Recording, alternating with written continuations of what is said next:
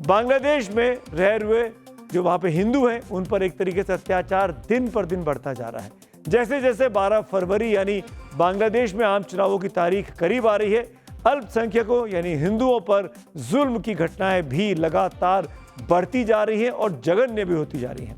यहाँ हिंदुओं के खिलाफ हिंसा की नई लहर में 24 घंटे के भीतर 2 लोगों की हत्या हुई है। सोमवार रात दुकानदार शरद चक्रवर्ती मणि और पत्रकार राणा प्रताप बैरागी का मर्डर हुआ। शरद मणि पर नरसिंहगी के बाजार में हमला किया गया। अस्पताल ले जाते समय उनकी मौत हो गई। शरद मणि कई साल साउथ कोरिया में काम करने के बाद कुछ समय पहले वापस बांग्लादेश लौटे थे। तो 45 साल के राणा प्रताप कारोबारी के साथ साथ यहाँ के एक अखबार बीडी खबर के कार्यकारी संपादक थे। उन्हें जशोर के कोपलिया बाजार इलाके में हमलावरों ने पहले सिर पर गोली मारी और फिर गला भी रेत दिया। बांग्लादेश में पिछले 19 दिनों में 6 हिंदुओं की जान भीड़ ने ली है। 18 दिसंबर को दीपू चंद्र की हत्या हुई थी। फिर 24 दिसंबर को अमृत मंडल का मर्डर हुआ। 29 दिसंबर को ब्रजेंद्र विश्वास को बड़ी बेरहमी से मारा गया।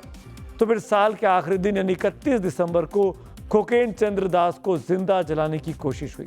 अस्पताल में इलाज के दौरान खोकेन की मौत हो गई थी। और अब राणा प्रताप और शरद मणि चक्रवर्ती ये 2 नाम और इस लिस्ट में जुड़ गए। यानी महज 3 हफ्ते के भीतर 6 हिंदुओं की 6 अल्पसंख्यकों की हत्या कर दी गई है।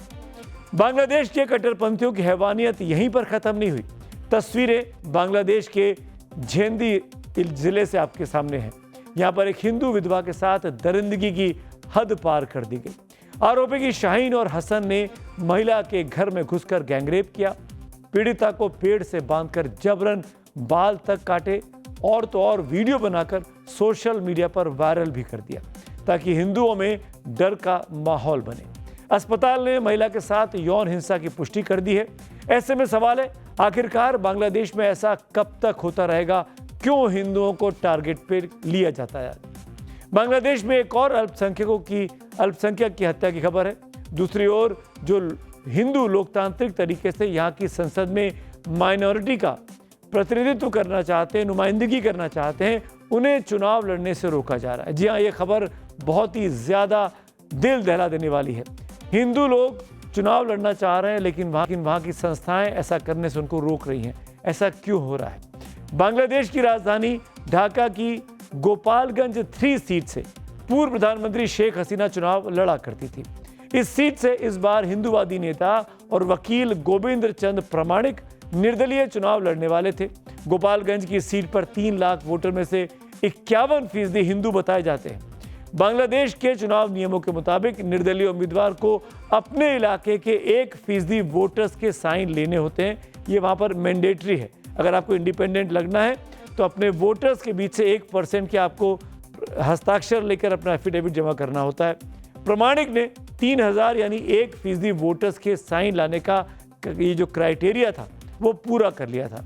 बावजूद इसके उनका नामांकन चुनाव आयोग ने रद्द कर दिया है। गोविंद बांग्लादेश जातीय हिंदू महाजोत के महासचिव भी हैं। हिंदुओं को संगठन को एक साथ लेकर चलते हैं गोविंद प्रामाणिक का सीधा आरोप है कि जिन वोटर्स ने उनके नॉमिनेशन के लिए साइन किए थे उन वोटर्स पर दबाव बनाया गया, जिस बाद वो पीछे हट गए और उनका नामांकन रद्द कर दिया गया। मेरे साथ जो आप तस्वीर देख रहे हैं यही गोविंद प्रामाणिक हैं। हिंदुओं को रिप्रेजेंट करना चाहते थे चुनाव लड़कर बाकायदा लोकतांत्रिक तरीके से, लेकिन इनको चुनाव लड़ने से रोक दिया गया है। बांग्लादेश में जो कुछ भी हो रहा है उसमें पाकिस्तान का भी एक एंगल है, ये हमको नहीं भूलना चाहिए। वही पाकिस्तान जिसने 1971 में बांग्लादेशियों के दिल पर गहरे जख्म दिए थे, लाखों बांग्लाभाषी मुसलमानों की जान ली, अस्मिता को रौंदा और नरसंहार किया। वो बांग्लादेश उसी पाकिस्तान की गोद में आज चुपके से सर रखने जा रहा है। 2024 में शेख हसीना की सरकार गिरने के बाद यहां पाकिस्तान का दखल तेजी से बढ़ा है। कई ऐसी चीजें हुई हैं जो बांग्लादेश बनने के बाद पहली बार हुई। मोहम्मद यूनुस के नेतृत्व में चल रही अंतरिम सरकार में पाकिस्तान के साथ व्यापार, कूटनीतिक संबंध और रक्षा सहयोग को काफी हद तक बढ़ाया है। पाकिस्तानी विदेश मंत्री इशाक डार समेत कई हाई लेवल दौरे हुए। पाकिस्तानी सेना प्रमुख जनरल आसिम मुनीर ने बांग्लादेशी सैन्य अधिकारियों से मुलाकातें की। खबर यह भी है कि आईएसआई ने ढाका में इंटेलिजेंस शेयरिंग नेटवर्क बनाने की कोशिश की है।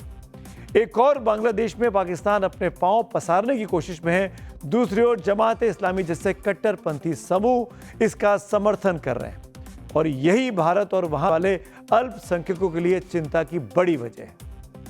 बांग्लादेश में जो हो रहा है उससे कोई भी भारतीय खुश नहीं हो सकता। इस मामले का कूटनीति के साथ साथ कई और तौर तरीके हैं जिससे समाधान निकला जा सकता है, लेकिन पूरे मामले में अब क्रिकेट, जी हां क्रिकेट, सॉफ्ट टारगेट बन गया है। बीते 48 घंटे में जो कदम सरहद के दोनों तरफ से उठे हैं इस खेल को लेकर, उसे देखकर यह लगने लगा है कि बांग्लादेश और भारत की टीमें अब क्रिकेट आपस में हाल फिलहाल में शायद ही खेल पाएं, क्योंकि क्रिकेट के नाम पर भी दोनों देश अब ये दिखाने में तुल गए हैं दुनिया के लोगों को कि विरोधी मुल्क में हालात खेलने लायक नहीं बचे हैं, यानी परिस्थितियां माकूल नहीं है। कूटनीति और राजनीति का शिकार खेल, और वो भी क्रिकेट, कैसे हो रहा है वो भी आपको जल्दी से याद दिला देता हूं। आपको याद होगा चक्रव्यूह के इस कार्यक्रम में लगातार हम आपको अपडेट भी कर रहे हैं, और कल ही मैंने आपको बताया था कि बांग्लादेशी क्रिकेटर मुस्तफिजुर रहमान को शाहरुख खान की IPL टीम KKR ने BCCI के निर्देशों पर टीम से बाहर कर दिया। इसके बाद बांग्लादेश की बौखलाहट सामने आई। बांग्लादेश सरकार ने देश के अंदर IPL यानी इंडियन प्रीमियर लीग के जितने मैचों का ब्रॉडकास्ट होता है, टेलीकास्ट होता है, उस पर बैन लगा दिया है। इसके साथ ही बांग्लादेश क्रिकेट बोर्ड ने ICC से T20 वर्ल्ड कप के बांग्लादेश के जो मैचेस हैं उनका वेन्यू बदलने की मांग की है। टूर्नामेंट 7 फरवरी से यानी 1 महीने के बाद शुरू होना है। तय कार्यक्रम के मुताबिक बांग्लादेश को अपने सभी ग्रुप स्टेज मैच भारत में खेलने हैं। उसके 4 में से 3 मुकाबले कोलकाता में हैं और 1 मैच मुंबई में शेड्यूल है, और यही है बांग्लादेश क्रिकेट बोर्ड चाहता है कि इन मैचेस को भारत से शिफ्ट कर जो दूसरी को होस्ट कंट्री है श्रीलंका, वहां पे शिफ्ट कर दिया जाए। बांग्लादेशी प्लेयर मुस्तफिजुर रहमान के IPL में एंट्री के बाद से पहले से ही संगीत सोमसरी के BJP के नेता से लेकर तमाम हिंदूवादी संगठन विरोध कर रहे थे, तो वहीं अब रहमान की छुट्टी के बाद भी ये विवाद थमा नहीं है। ऐसा लगा कि मुस्तफिजुर को भारत आने से रोका गया तो विवाद थम जाएगा, उल्टा विवाद और गहरा गया है, क्योंकि बांग्लादेश ने पलटकर भारत के खिलाफ कदम उठा लिए हैं। इस पूरे मामले पर सीनियर कांग्रेस के लीडर हैं शशि थरूर, जो कि विदेश मामलों के बहुत बेहतरीन जानकार भी हैं, पूर्व विदेश राज्य मंत्री भी रह चुके हैं। उनका कथन सुनिए, और कथावाचक अनिरुद्धाचार्य वो कैसे व्यू और काउंटर व्यू इस कहानी पर दे रहे हैं वो आपको देखना चाहिए। अच्छा है कि अब बांग्लादेश के खिलाड़ी हमारे देश में नहीं खेलेंगे। उन्होंने लिया था, बाद में वापस कर दिया। भारत की जनता जनार्दन का सम्मान किया है उन्होंने, और होना भी यही चाहिए कि जो लोग हमारे हिंदुओं को जला रहे हैं, कत्लेआम कर रहे हैं, उन लोगों से हमें क्यों संबंध रखना है। हमारा आपसे संबंध तभी स्थापित होगा जब आप हिंदुओं की सुरक्षा की गारंटी देंगे। I made my view very clear on this from the start. I've argued for some time that sport should be kept apart from politics, or rather that sport should not be made to bear the principal burden of political failures. Cricket को लेकर कथावाचक अनिरुद्धाचार्य के इस पहलू से देश की बड़ी आबादी सहमत हो सकती है, तो वहीं थरूर साहब पाकिस्तान और बांग्लादेश को एक तराजू में तोलने वाली जो रणनीति है BCCI की, उसकी बड़ी कूटनीतिक गलती इस वक्त बताते हैं। तो वह इसका एक तीसरा पहलू भी है, वह वीर सांघवी सरी के सीनियर जर्नलिस्ट, जिन्होंने एक लेख लिखा है। वीर सांघवी ने X पर पोस्ट भी किया है इस लेख को, और वो इस ट्वीट में लिखते हैं कि बांग्लादेशी क्रिकेटरों पर BCCI का कायरतापूर्ण यू टर्न नफरत की ताकतों के सामने सरेंडर है। इसने भारत की बांग्लादेश नीति को नुकसान पहुंचाया है। खेल निकायों को राजनेताओं द्वारा चलाए जाने की अनुमति देने की यही कीमत हमें चुकानी पड़ती है। वीर सांघवी ने इसे लेकर बाकायदा एक आर्टिकल भी लिखा, जिससे उन्होंने कई सवाल उठाए हैं।